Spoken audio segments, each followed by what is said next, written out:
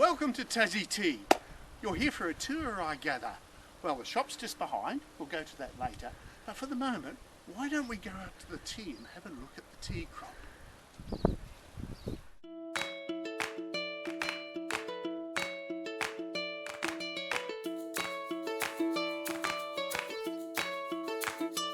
Well, here we are. We are actually standing in Australia's oldest green tea field. I got involved in tea production as a research scientist with the Department of Agriculture back in 1990. I just fell in love with tea, so as a result I planted some.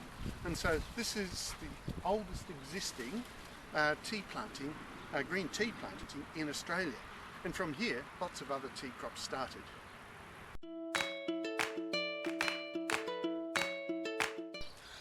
When we first planted our tea, we got hold of two varieties of tea from Japan.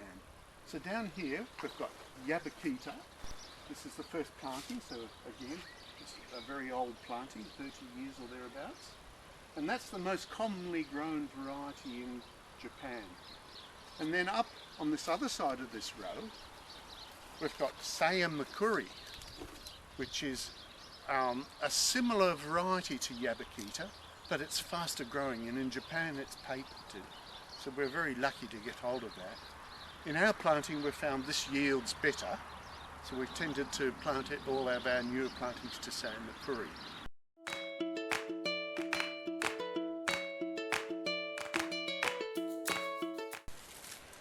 For those of you who are observant, you might have noticed that these tea plants here are a little different to these tea plants here, because these were harvested last autumn, but these were not. So why? Why would we not bother harvesting? The answer is quite simple in real life. In real life, we sell tea cuttings, and we sell those in winter time.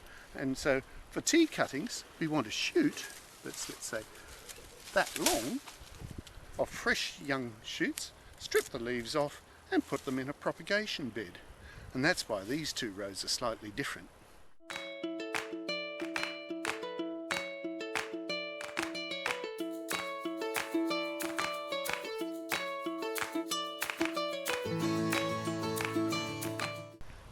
We've tried many methods of getting tea to establish in the field over the years, but the one we've sort of focused on in more recent times are to get the cuttings after we've had them in the glasshouse for a month in a heated bed. They don't really have roots, but that doesn't seem to matter. Being in the bed for a month with hot bases, they soon develop roots. And we actually just dig a hole with the screwdriver where we want the plant to go, pop the cutting into the hole, and then put a milkshake cup, which is what you can see here, upside down over the top and peg it into place. And the milkshake cup just makes the environment really good for making a cutting get established, but it does two other brilliant things. It stops the rabbits from nibbling them off, and it also means that we can see where they are when we're mowing, and come summertime they can get really smothered in grass, so to be able to see them is a real benefit.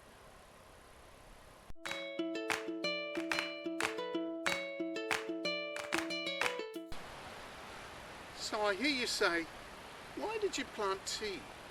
You've always said, I'll never grow a crop because it's way too risky and the rewards just aren't there.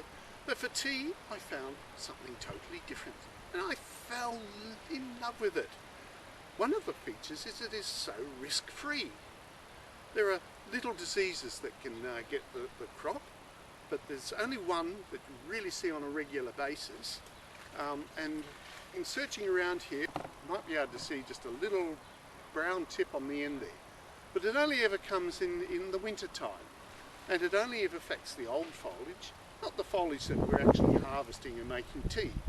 So I thought, it's so minimal, let's just do this with it, not worry.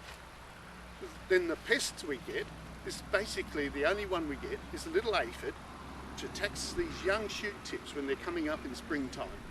And just like that disease, we've decided let's totally ignore that, because if we ignore it, we'll come out in 2 weeks' time and there'll be ladybirds everywhere gobbling them all up, so we don't have to worry, the ladybirds do it for us.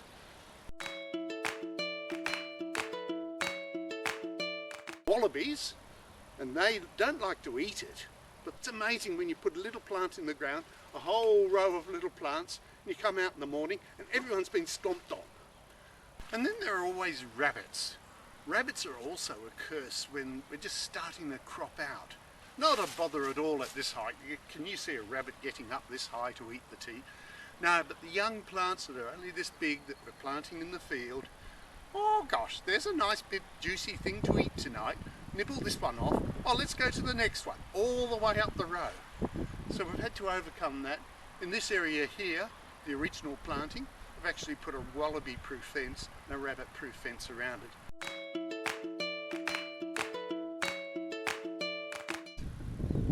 The other problem we have, which we have to be aware of, is weed control. Now we treasure our fact that we are pesticides free, and weeds grow under the bushes like this and grow up and through it, which can be a real problem at harvest time. Last year we trialled a robotic lawnmower that could go right under there, but it kept getting stuck. So I'm waiting in on a better robotic lawnmower to see if we can get that, and that controls a lot of those.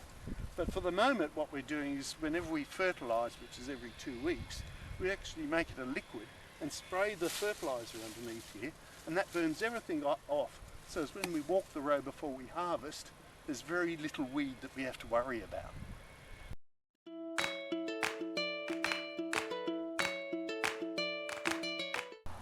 For those who are observant, you might actually notice some funny things in the air over there that are spinning. That was our first experiment with alternative energy. There's 1,000 watts of wind turbines there, 1,000 watts of solar panels, and now we've got close to 80 solar panels scattered across the property, which provide enough power for us to totally process our tea on solar power.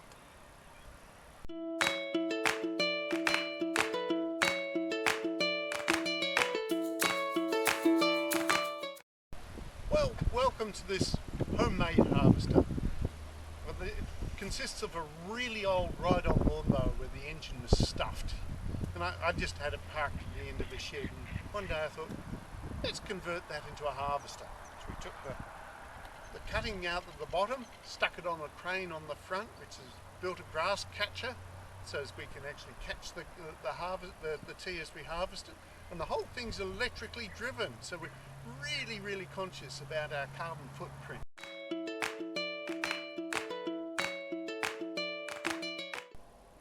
Well, welcome to our tea processing facility. It's only a very small facility, but then we're small growers, so we're really niche. We can be really individual and create a tea that's ours. In this shot here, you can see almost everything we use for making the tea. So for green tea, we don't want any oxidation to occur. So we bring it down, and if we can't process it straight away, we try and stop oxidation with the use of temperature. So in this room here, we've got a cold room which is sufficient to hold all the tea that we harvest in a day.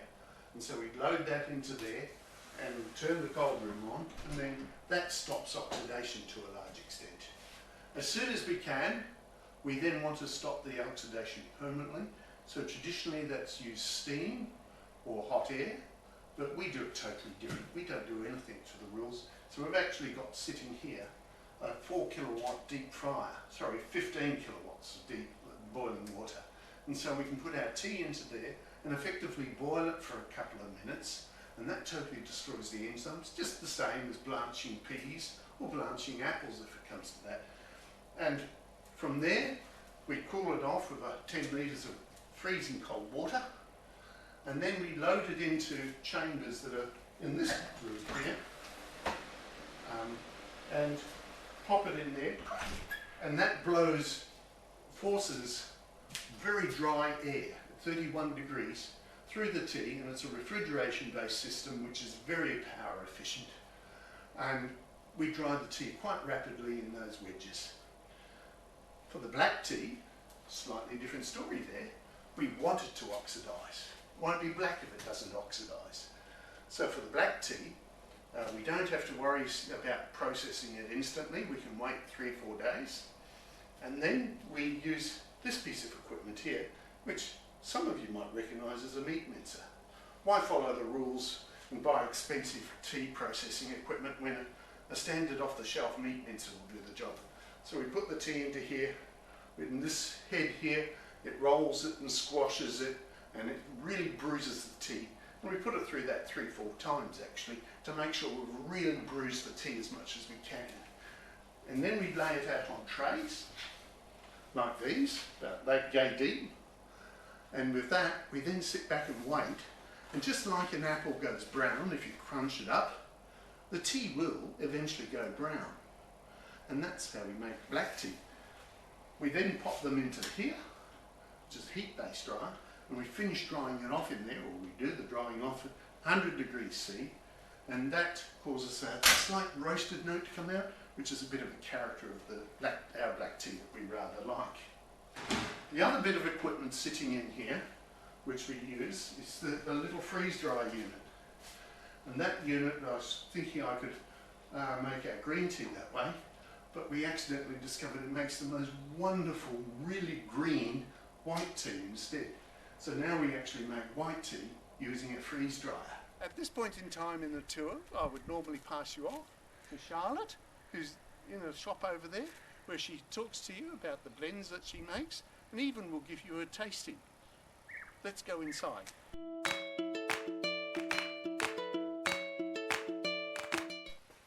Hi everyone, my name's Charlotte. Welcome to our tea shop here at Tassie Tea. So here I'd like to show our teas to you. So we have the Huon Black, the Huon Oolong, the Huon Green and the Huon White. They're all harvested from our Japanese green tea bushes, and then through variations in the process we can create these different flavours. Here in our tea shop we also have available a few blends. So our regular year-round blends, they include the sparkle tea, which is the Huon Black blended with Pinot grapes, which we receive from a local vineyard. We also have the Huon Breakfast and the Huon Grey, which are our versions of the English Breakfast and the Earl Grey. And then on top of that we have our seasonal blends. So these change from season to season and usually involve other produce that we collect from the property and we grow ourselves, such as our Summer Days, which has oranges from the property or strawberries. In addition, we are trying to grow some native mint, which can be blended or made into a tea of its own. So this will be a future tea once the bushes have become more established. This has been a little taster of what it's like to come here on a tour. So if you were to come in person, you would receive a 40-minute tour with Dr. Gordon Brown around the tea fields, followed by a tasting session here in the tea shop with me, and time to browse the tea shop and look around our beautiful 2-acre garden. Now, if you wanted to, we also have additional experiences such as a tea blending workshop and a high tea, which can be reserved on our website.